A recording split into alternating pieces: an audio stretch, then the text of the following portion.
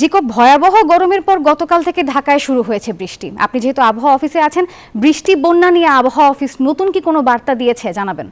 জি নাফিসা, যেমনটি বলছিলেন যে যেই লঘুচাপ সমুদ্রে সৃষ্টি হয়েছে সেই লঘুচাপের ফলে কিন্তু এই বৃষ্টিপাত হচ্ছে এবং আগামীকাল দুপুর অবধি কিন্তু এই বৃষ্টি হালকা পরিমাণ বৃষ্টি কিন্তু থাকবে। এরপরে কিন্তু বৃষ্টি থেমে যাবে এবং কিছুদিন ধরে যেই তাপদাহটি প্রবাহিত হচ্ছিল সেটি কিন্তু সহনীয় পর্যায়ে চলে আসবে এবং আবহাওয়া অধিদপ্তর বলেছে যে এই মাসে সচরাচর 4টি নিম্নচাপ তৈরি হয়, যার মধ্যে দুটি এরই মধ্যে হয়ে গেছে, আরো দুটি কিন্তু এখন পর্যন্ত বাকি আছে, অর্থাৎ আরো দুটি নিম্নচাপের সৃষ্টি হতে পারে। এবং এছাড়াও জানিয়েছে যে ঠিক অক্টোবর এবং নভেম্বর মাসের শুরুর দিকে কিন্তু আরো একটি নিম্নচাপ তৈরি হবে এবং ঘূর্ণিঝড়ের আশঙ্কাও কিন্তু তারা করছেন। পাশাপাশি বলেছেন যে বৃষ্টিপাতের যেই মাত্রাটি এখন পর্যন্ত অব্যাহত রয়েছে